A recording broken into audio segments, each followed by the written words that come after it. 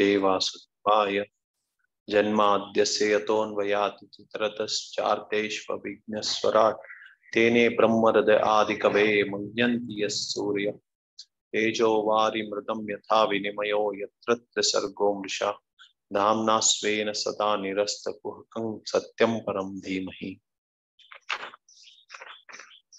Translation. O my Lord Sri Krishna, son of Vasudeva, O all-pervading personality of Godhead, I offer my respectful obeisances unto you. I meditate upon Lord Sri Krishna because he is the absolute truth and the primeval cause of all causes of creation, sustenance, and destruction of the manifested universes. He is directly and indirectly conscious of all manifestations, and he is independent because there is no other cause beyond him. It is he only who first imparted the Vedic knowledge unto the heart of Brahmaji, the original living being. By him, even the great sages and demigods are placed in illusion, as one is bewildered by the illusory representations of water seen in fire or land seen on water. Only because of him do the material universes temporarily manifested by the restrictions of the three modes of nature appear factual, although they are unreal. I therefore meditate upon him, Lord Sri Krishna, who is eternally existent in the transcendental abode, which is forever free from the illusory representations of the material world. I meditate upon him, for he is the absolute truth. Purport. Srimad-Bhagavatam is the narration of the Swarupa of the Lord, manifested by his internal potency. And this potency is distinguished from the external potency which has manifested the cosmic world, which is within our experience. Srila Vyasadeva makes a clear distinction between the two in this shloka. Sri Vyasadeva said herein that the manifested internal potency is real, whereas the external manifested energy in the form of material existence is only temporary and illusory, like the mirage in the desert. In the desert mirage, there is no actual water. There is only the appearance of water. Real water is somewhere else. The manifested cosmic creation appears as reality, but reality of which this is but a shadow is in the spiritual world. Absolute truth is in the spiritual sky, not the material sky. In the material sky, everything is relative truth. That is to say, one truth depends on something else. This cosmic creation results from the interaction of the three modes of nature, and the temporary manifestations are so created as to present an illusion of reality to the bewildered mind of the conditioned soul, who appears in so many species of life, including the higher demigods like Brahma, Indra, Chandra, and so on. In actuality, there is no reality in the manifested world. There appears to be reality, however, because of the true reality which exists in the spiritual world, where the personality of Godhead eternally exists with its transcendental paraphernalia. The chief engineer of a complicated construction does not personally take part in the construction, but he knows every nook and corner because everything is done under his direction. He knows everything about the construction both directly and indirectly. Similarly, the personality of Godhead, who is the supreme engineer of this cosmic creation, knows every nook and corner, although the affairs are being carried out by the demigods. Beginning from Brahma down to the insignificant ant, no one is independent in the material creation. The hand of the Lord is seen everywhere. All material elements as well as all spiritual sparks emanate from him only. And whatever is created in the material world is but the interaction of the two energies, the material and the spiritual, which emanate from the absolute truth, the personality of Godhead Sri Krishna. A chemist can manufacture water in the chemical laboratory by mixing hydrogen and oxygen. But in reality, the living entity works in the laboratory under the direction of the Supreme Lord, and the materials which he works with which he works are all supplied by the Lord. The Lord knows everything directly and indirectly, and he is cognizant of all minute details, and he is fully independent. He is compared to a mine of gold, and the cosmic creations in so many different forms are compared to objects made of gold, such as gold rings, necklaces, and so on. The gold rings and gold necklace are qualitatively one with gold in the mine, but quantitatively the gold mine is different. Therefore, the absolute truth is simultaneously one and different. Nothing is absolutely equal with absolute truth, but at the same time, nothing is independent of the absolute truth. ओम अज्ञानतिमिरन्धस्य ज्ञानाञ्जनशलाकया चक्षुरोन्मीलितं येन तस्मै श्रीगुरवे नमः।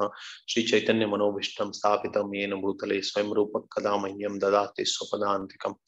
वन्देऽहं श्रीगुरुं श्रीयुतपदकमलं श्रीगुरून् वैष्णवांश्च श्रीरूपं साग्रजातं सहगण रघुनाथान्वितं तं सजीवं साद्वैतं सावधूतं परिजनसहितं कृष्णचैतन्यदेवं श्रीराधा कृष्णपादान् सहगण ललिता श्रीविशाखान्वितंश्च। हे कृष्ण करुणा सिंधु दीनबंधु जगतपते गोपेश गोपिका कांता राधा कांत नमस्तुते। तप्त कांचन गौरांगी राधे वृंदावनेश्वरी वृषभानुसुते देवी प्रणमामि हरिप्रिये। वाञ्छाकल्पतरुभ्यश्च कृपा सिन्धुभ्यैव च पतितानां पावनेभ्यो वैष्णवेभ्यो नमो नमः। श्री कृष्ण चैतन्य प्रभु नित्यानंद श्री अद्वैत गदाधर श्रीवासादि गौर भक्तवृंद। हरे कृष्ण कृष्ण कृष्ण हरे हरे, हरे Ram Ram Ram Hare Hare.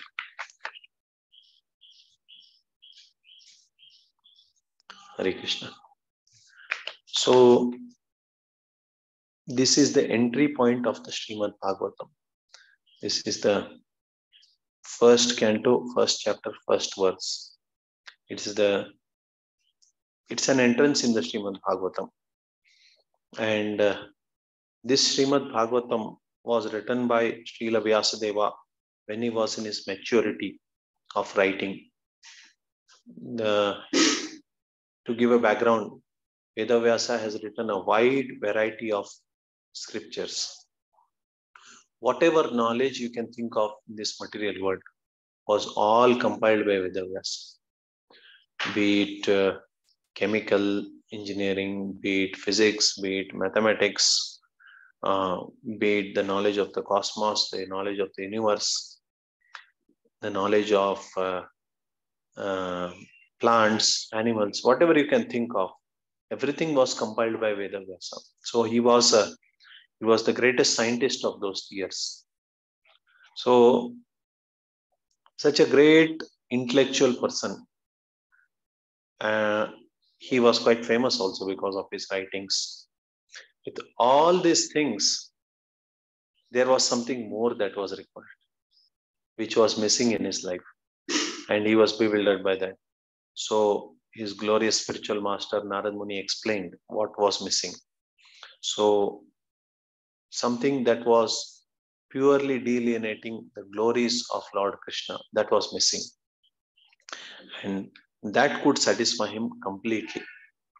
So that is when he began this Srimad-Bhagavatam. And the first words of Srimad-Bhagavatam, Om Namo Bhagavate Vasudevaya, Janmadhyasya. So this Janmadhyasya is sutra in Vedanta Sutras. It is the second sutra. First sutra is Athato Brahma Jignasa. Second is Janmadhyasya.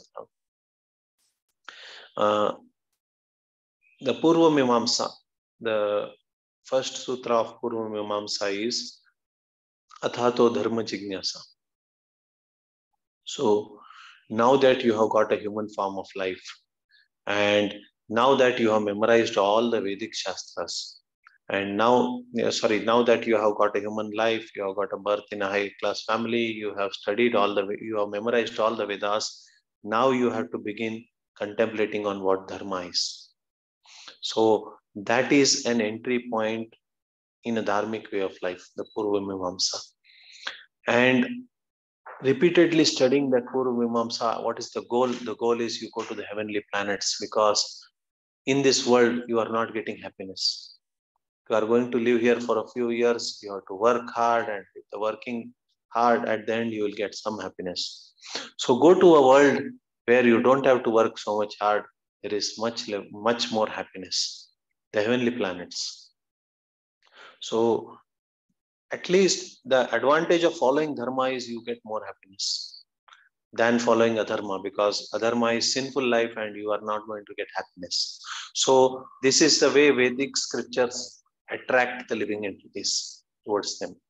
And after years of following the path of dharma, you go up, down, you go up, down, up, you go to heavenly planets, and Shine Punne Marte Lokam Vishanti.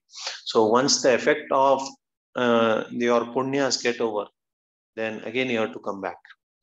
And then again you follow dharma, you lead a life of piety, again you go there. So this whole cycle comes. That's why frequently in Indian context it is said when somebody passes away, Swargavasi. Swargavasi means they are hoping that he will reside in heaven, means he'll get the pleasures of heaven and he'll be quite happy. It's something, it's considered as a goal for most of the people following Vedic dharma.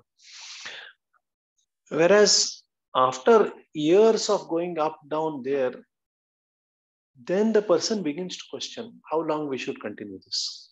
Why I have to come down if I go up? So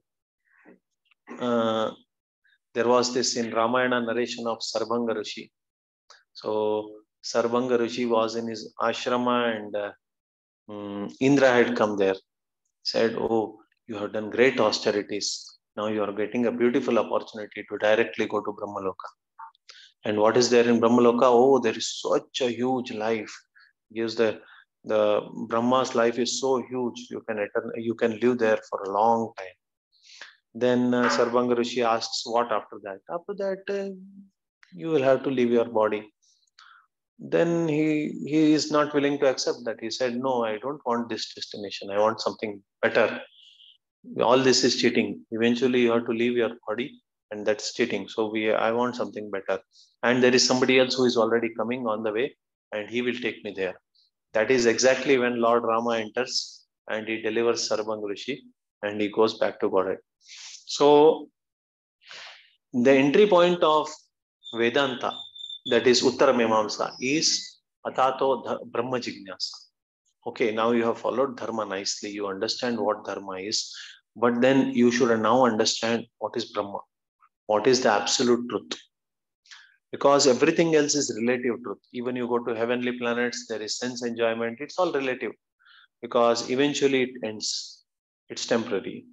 Whereas you reach a stage where it is not temporary. That is Brahma. What that is still, it's an entry point. But then even at this entry point, you can imagine such high philosophies there. The purports of Prabhupada are packed with such high philosophies. So you could expect that this entry point will give us something special, which is not otherwise found elsewhere in the Vedic scriptures. That is why many times people are bewildered whenever people join the ashram and they hear this philosophy and they go out and speak. So what is this? Our ancestors never spoke any of these things. We have never heard any of these things. What is this? Yeah, you follow path of dharma. You do as much as we are doing. Eventually, we will also go to Swarga. You will also go, and you have to live in this world also. So they get confused as to what these people are saying. Go back to Godhead and or this liberation means you will be we playing with Krishna and all those things. It is something too advanced topic, very very advanced topic, and Bhagavatam is just beginning to introduce that advanced topic using the words Janma Adyasya. So if very soon we will see what is this. It is the highest truth. It is reality distinguished from illusion for the welfare of all. That is the word that Prabhupada is using. So with the subsequent verses, there is this Nigama Kalpataror Galitam Phalam Chukamakad Amruta Drava Samvyatam. So Nigama is compared to Kalpataru. Nigama is the Vedas. So the Vedas are compared to a wish fulfilling tree. So all the desires will be granted if you take shelter of Vedas. And that wish fulfilling tree, so it has fruits, correct? And it has many fruits. And among that, the tastiest of the fruits is picked up. And that tastiest fruit, how to further confirm that it is tasty? Shuka, a parrot has tasted that. So a parrot, when it tastes, it has a habit of picking and tasting, especially is guava. Guava fruits are always having a hole because it would have tasted it. So then, but they have this knack of selecting which is tasty. And then this. So this Shukadeva Goswami has particularly tasted it. Vedavyasa has written and Shukadeva Goswami has tasted it. So it has become even more relishable. So now this shloka speaks of many things. First thing is, it starts from Vedas, Nigama. It is a Kalpataru. Now imagine a tree. So what are the body parts of a tree? In our first class children learn the different parts of a tree. It has roots, it has stem, it has branches, leaves, fruits, flowers. So the Vedas are the tree. And when you begin from the tree initially, you don't find it's all same. There is no variety there. It's the trunk of the tree. It's having the same color. It is having the same touch. It's having the same look. Everything is all the same. So similarly, the Vedic literatures are like that. There are verses like Om Gananam Tva Ganapatim Havamai. So all this, it can address to any entity above us. For example, they say Ganapati. When they say Ganapati, it is meaning Ganesha. It can also mean the Pati of the Ganas, that is the leader of all the demigods. It can also mean Indra. Because he is the spiritual master of all demigods is Brahaspati, it can mean Brahaspati. And eventually, because every master of all demigods is Supreme Lord Narayana, it can mean Narayana also. So, because it is just introducing to people of Dharma, to Dharma, it is not making so much of a distinction. Then gradually, when the Upanishads come out, there is some variety introduced by the Upanishads, the branches. Then further, the Puranas bring further more variety by Upanishads speak of Brahma. Now, who is that Brahma? Okay, then there is Narayana, there is Supreme Lord, and there are other people. So it brings further variety by introducing leaves. Leaves look different and touch is different. Then as we go further, there is something called flower. It looks different, touch is different, smell is also unique. Then the flowers turn into fruits. The looks, touch, smell, and the taste is also different. So when the level of Srimad-Bhagavatam is that it clearly brings all these varieties, that is, it clearly establishes the Supreme Lord is unique. Supreme Lord Krishna is unique. Ete cham sakalapam sa Krishnastu Bhagwan Swayam. So that is the level it brings. Whereas initially, the Nigama Kalpataru, the root in the Vedas, you will not find all these varieties introduced. So this is the expectation. I mean, this is the expectation a student can have when he starts studying Bhagavatam, that it will bring him to this level. Now, one thing is that for people to have that fruit and deliver it to us, Prabhupada says that it is carefully handed down in disciplic succession, because if a fruit falls down, it will break off and nobody can eat it also. So there are people who are in the different levels of the tree and they are carefully handing it down to us. So any issues, or we can? Okay. So that thing now, because for us to relish that fruit of the tree, there should be somebody who is at different levels also.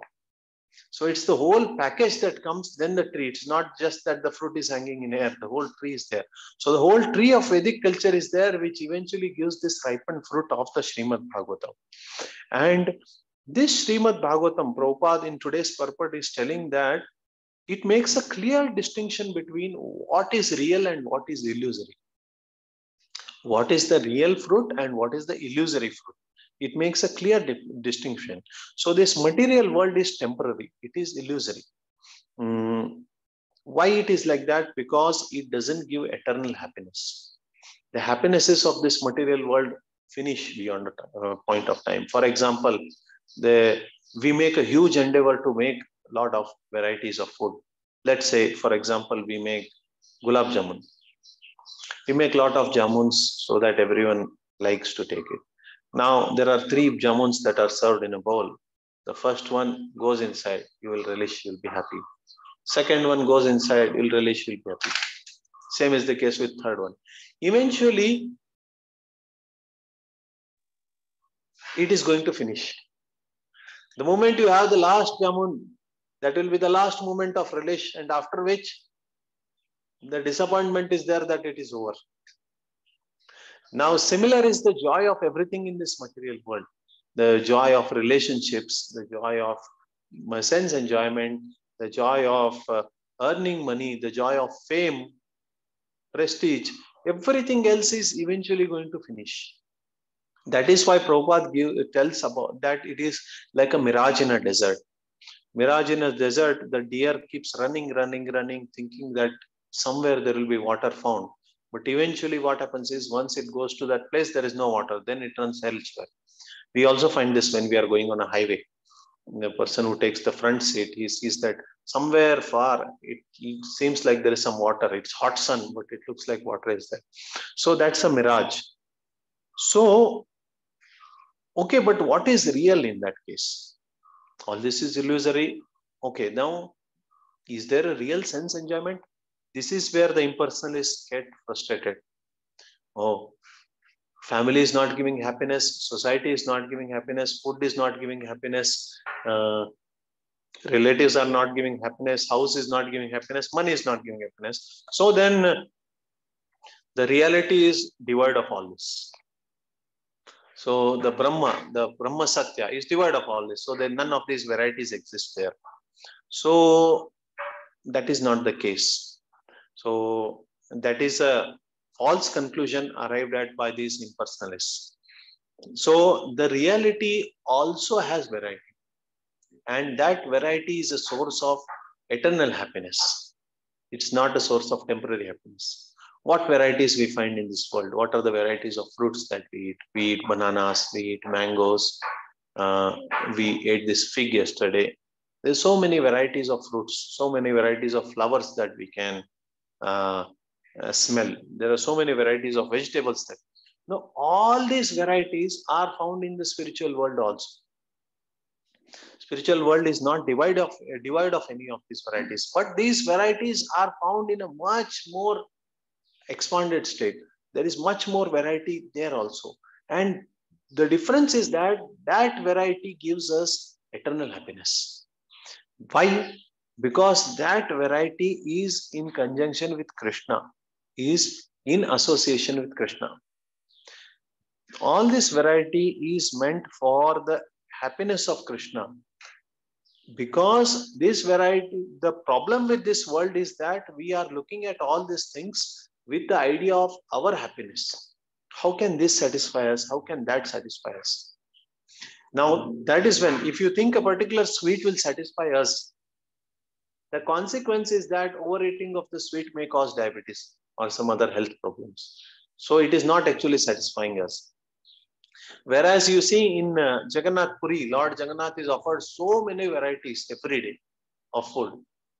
He never suffers from any health problems, any problems of digestion or any other issues. Even if he does, they are all pastimes to enhance the love for devotees. But then for the living entity, this enjoyment of the senses causes suffering eventually. Yahi samsparsha jab hoga. Dukkha yonayavate adyantavanta kaunteya nateshu ramate buddhaha. The intelligent person is not stuck into enjoyment of the senses because it's all temporary. Initially also there is suffering. In the middle also there is suffering. Eventually it ends with suffering also. Because these things, these objects are not meant to satisfy the sense of the living entities. So there is this illusory energy could be bewildering. There is this wonderful pastime of Indra. After Indra defeated Vritrasura, it was a very painful experience for him because such a powerful personality as Vritrasura had to be killed. He was a Brahmana, he was also a devotee. And so he had to undergo severe penances. He was away from his kingdom and he was suffering. He's sitting on lotus flower. There was hardly any food offered to him and he was undergoing great austerity. And then Nahusha, when he fell down, that is when Indra went back and he got the kingdom. Now in all these things, That made Indra think more materialistically. And at that time, he got a desire to erect a very big palace for him. So he was making plans to erect the palace. He would say, this is not right, that is not right, kitchen is not in right place, this is not in the right place, change this, change that. All the time he was proposing some changes in the palace. And then Vishwakarma, the architect, he really got frustrated. He would make something, Indra would come, propose, no, this is not right, change it. He wanted to build a very ideal palace, and for this he was making plans, and Vishwakarma was getting frustrated.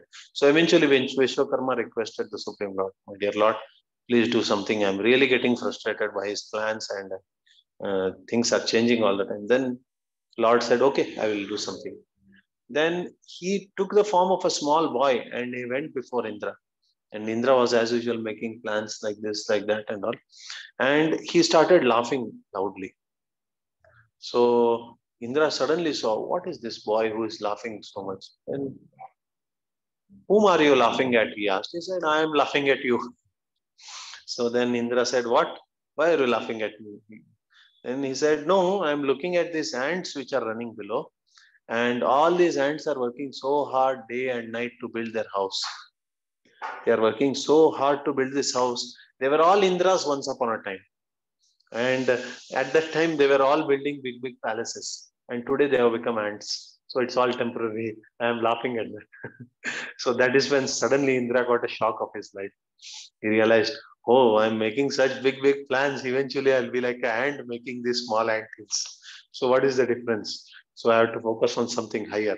So then he gave up his idea and he took up to spiritual realization. So it is illusory and it could bewilder personalities like Indra also, great personalities like Indra also, this temporary material world, it could bewilder them. So here, what we discussed today is a summary of just two words. One is Abhijna and one is Swarat. The second paragraph is the summary of Abhijna and Swarat. Supreme Lord knows everything and he is independent. So it's a difficult thing to understand because every living entity tries to be independent, but eventually it ends up that the living entity is not independent. Today, this idea is there that we have our own income, we'll be independent. We'll have our own earnings, we'll be independent. We have our own house, we'll be independent. So many things people think that will make them independent. But one thing is that nobody is free from the miseries of birth, old age, disease, and death. So that is where at least we can clearly see that there is dependency. Then there is dependency on the government. There is dependency on the police authorities, the local authorities. So many people, even if you want to go to some place, it's not necessary that we have complete independence. I asked my son many years ago, I was trying to explain, 3-4 years ago, I was trying to explain this concept of Swarat to him. So he said, suppose you want to go to some place, all of a sudden you want to catch a bus and go. Do you think you will be able to do? No, I need your permission, he said. Without your permission, I cannot go. And I asked, do you think I can go? Yeah, you are elder, you can go. Then I told him, you think I can go? Because suppose I go, first of all, there is no guarantee I'll get a bus. Even if I get a bus, there's no guarantee that somebody will stop me. The police can stop us and say that you don't have to go. So there are people who are restricting me also. I'm also not. Now just imagine Krishna is sitting in that bus. You think somebody can stop him? No, he is independent. Nobody can stop. So Krishna is Swaran. So everyone else is dependent except him. So this is one thing that makes the Supreme Lord special, different from living entities. Living entities have independence, but it is minute, it's restricted, not complete independence. So the Madhvacharya spoke about the difference between Lord and living entity. He also spoke of Lord and Prakriti. There is a difference. There is a difference between living entity and Prakriti. Similarly, there is difference between two living entities. And there is also difference between two Prakritis. Stone is different from water. Water is different from fire. Even in Prakriti, there is difference. Even in two living entities, there is difference. So, there is a difference between Lord and so Chaitanya Mahaprabhu expands this philosophy further and says that there is difference and simultaneously there is oneness between these things. Each of these Vedas, whatever we spoke of, there is Aveda also. Now, Chaitanya Mahaprabhu is introducing this philosophy, but previously they were little careful to introduce this. Even Madhvacharya was also little careful to introduce about this concept of Abheda. Why? Because it could be bewildering. Suppose you say that there is similarity between living entity and Supreme Lord. And actually the difference, Abheda is of what is called as Datta Swatantra. Datta Swatantra means the Supreme Lord grants independence to living entities. So living entity has minute independence. Prabhupada is very careful to use the word minute independence everywhere. Sometimes it is confused to mean complete independence. Actually, if why Madhvacharya was afraid of using the word independence, because if independence is used for anybody other than Supreme Lord, then that will compromise the position of Supreme Lord. Suppose you are independent, I am also independent. Then you can do anything independently and I will not be able to control them. There is the theory of creation. Different societies in the world always have contemplated on the different theories of creation. So there is one theory in a tribe in Africa. They believe in God, how the creation has happened. So their theory is that God created the world and then left it. And then now he is not able to control it because the living entities are on their own. They are creating all the messes and it is beyond the control of the Lord. So whereas the Vaishnava Acharyas are careful to not arrive at such conclusions, means to make sure that people don't arrive at such conclusions. So that is why there is this some sense of fear in granting independence. But then the living entity is coming from the Lord. It has the nature of the Lord. So definitely the sense of freedom, independence should also be there in the living entity. But that independence is under the regulation of the Supreme Lord. It is not independent from the Supreme Lord. Okay, so this minute independence sometimes is confused as complete independence also by the devotees. That is why sometimes it shows extraordinary confidence of things like we are all going back to Godhead. Many a times there is this confidence that, okay, there are statements in Shastras that following process of bhakti, we will all go back to Godhead. Prabhupada has also said, you follow our instructions and you will go back to Godhead. But then everything has a terms and condition that you have to follow the instruction. You have to follow what is mentioned in the Shastra. We have to study the Shastra. Then we will actually purify our life and go back to Godhead. But sometimes the living entity get bewildered into thinking that without any of these processes, we are all going back to Godhead. So this is where we should understand that living entity has minute independence. Ultimately, it's under the control of Supreme Lord. It's not a mechanical process. Purification is not a mechanical process. Purification is also controlled by the Supreme Lord. And it's the Supreme Lord who will decide who will get purified and how much time the living entity takes to get purified. Okay, so this is where the minute independence concept comes into picture. So Chaitanya Mahaprabhu's Achintya Bheda Abheda Tattva has to be understood in the right context. The context is that the independence is minute, it's not complete independence.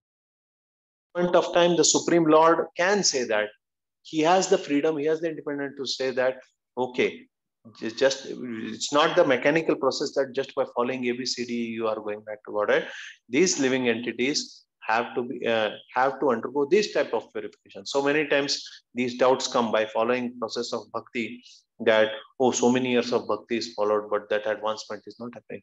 No, ultimately, one thing is that sincerity to follow should be there from our side, but at the same time, the Supreme Lord also has this independence to decide how much the living entity could advance in Krishna consciousness. So this thing, whatever is explained here, that The living entity has, there is similarity, there is oneness and difference. And the oneness is about dependence and independence, because everything is connected with the Supreme Lord. Everything is, so that sense of independence creates that oneness. Whereas at the same time, we should understand that it is that independence is minute. And that is where the difference is there, that Supreme Lord is supremely independent, living entity is minutely independent. So, Hare Krishna, any comments, any questions, anything to be added? This in the beginning you said, this is Purva so that their sutra is Tattva Dharma Jigyasa. Yes, Prabhu, it is Purva. So then Dharma refers to Varnashrama. Yes. So, then they go to Swarga when they follow. Yes, yes. So they strictly follow the rules of Varnashrama Dharma, and then the sins reduce because you are following Dharma, and the pious credits get more accumulated, and the result is you go to Swarga. You said that Indra, that past time where Indra learned about this looking at time.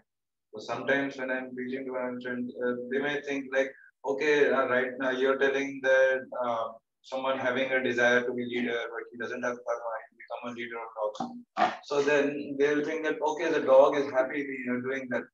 So how to explain to them? Because they'll say, right now I'm chasing after something. That is my standard of happiness. I am happy in that. And the dog is happy in his time.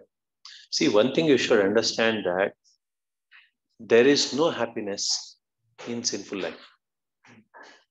Sinful life, life of adharma, doesn't have happiness. Just like you drink alcohol, you will forget for the night that you have misery. Doesn't mean the miseries have vanished. There are so many people who have loans, who have troubles in marriage, who have marital problems, who have so many sufferings. But then when they take shelter of alcohol, they just forget the suffering. But then, has the suffering been averted? No, next day morning, again it will come to you. It will come on your head. Correct. You just are forgetting. So the illusory happiness of this world is like that. And following a sinful life is not going to give happiness. If that is the case, are people really happy? How many people? The more and more people are requiring medical treatments, medical help. There is no good quality of food.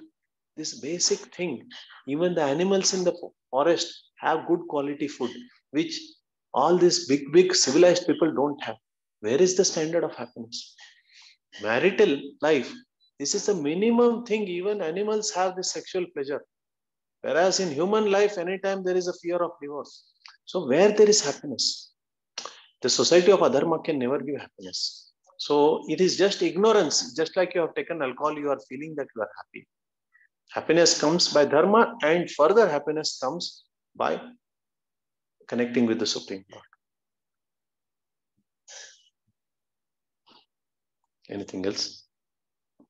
Srimad-Bhagavatam ki jai, Srila Prabhupada ki jai.